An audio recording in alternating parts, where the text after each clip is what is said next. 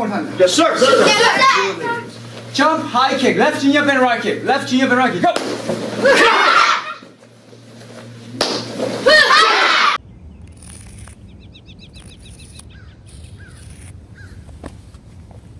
Friends at home, are you all ready? Put your right hand over your heart and nice outside voices. That's it, Ralph. Very good, Stacy. I think Dennis would rather just hold it today, Ralph. I pledge allegiance to the flag of the United States of America and to the republic for which it stands, one nation under God, indivisible, with liberty and justice for all. Thank you, friends, and thank you, Dennis, very much for holding the flag.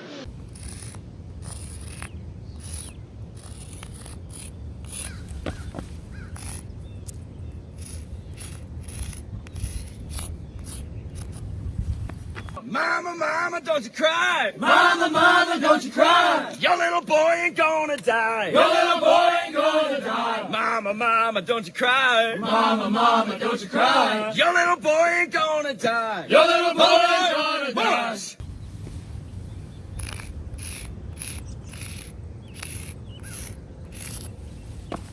Brothers and sisters, let us now confess our sins and so prepare ourselves to celebrate the sacred mysteries.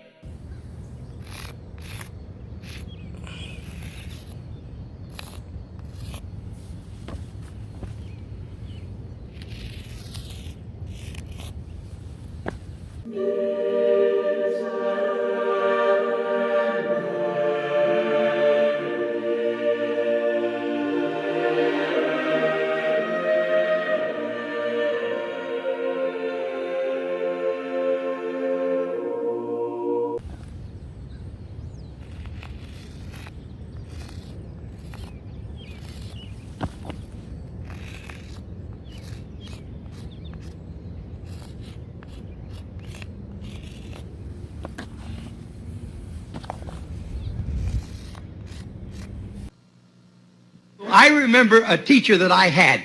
Now, I went through the 7th grade. I went to the 7th grade. And I left home when I was 10 years old because I was hungry. And I used to, this is true. I work in the summer and I go to school in the winter. But I had this one teacher. He was the principal of the Harrison School in Vincennes, Indiana. To me, this was the greatest teacher, a real sage of my time, anyhow. He had such wisdom. And we were all reciting the Pledge of Allegiance one day. And he walked over, this little old teacher. Mr. Laswell was...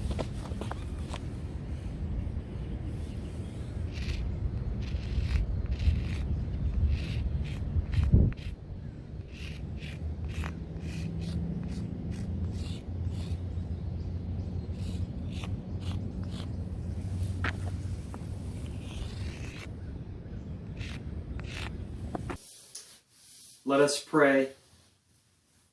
Heavenly Father, be merciful unto us, forgive us our sins, and bring us unto life everlasting. Grant us pardon, absolution, and remission of sins.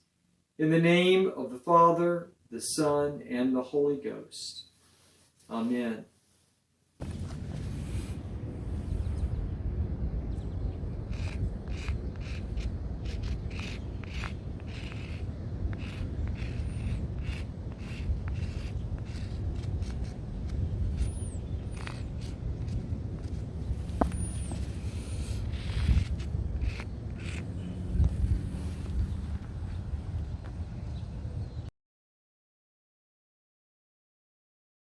So laying it out in a much clearer, more specific way, there we go.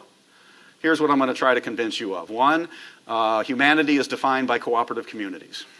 All right, so if we're trying to ask what is it that makes humans distinct, different from any other species on the globe, my answer and the answer of others who study this is that we are the ultra-social species. We're able to form communities that cooperate and work together with each other in ways that no other species can. If you take it then a step farther and you ask, okay, well, there is probably the most cooperative community that we have on the globe, and that is traditional hunter-gatherers. Okay. If you go a step farther and you ask, well, what defines community? What creates these highly cooperative communities? Ritual. Okay, ritually ensured trust.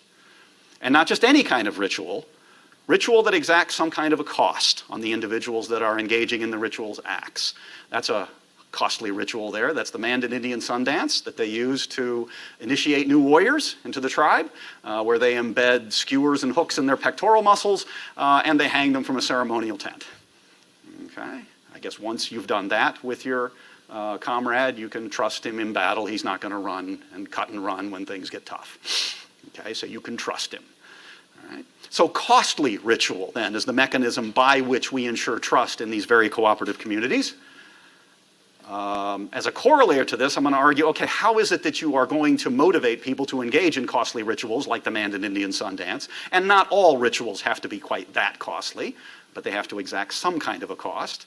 And what our ancestors discovered was probably the best way, the most effective way that you can motivate people to engage in costly ritual behavior is supernatural belief. We're not just watching you. The ancestors are watching you. Every generation that's come before you is watching you. The gods are watching you. The spirits are watching you. Don't let us down. Okay? And that, I think, is why religion and supernatural belief for the course of our history have always been a human universal. You can't find a traditional society, or nearly any society, that doesn't have some kind of supernatural belief. And then finally, I'm going to argue that it was a ritual that sustained humanity against extinction. Okay, we would probably have gone extinct if we hadn't practiced costly rituals. And then it elevated humanity. We practiced costly rituals other hominid species did not.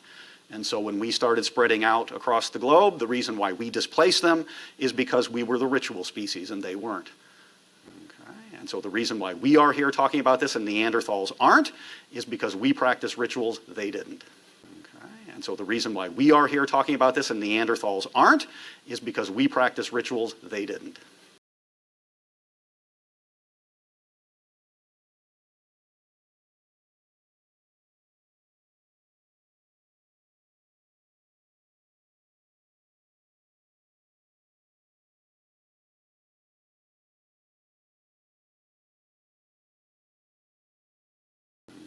And so the reason why we are here talking about this and Neanderthals aren't is because we practice rituals they didn't.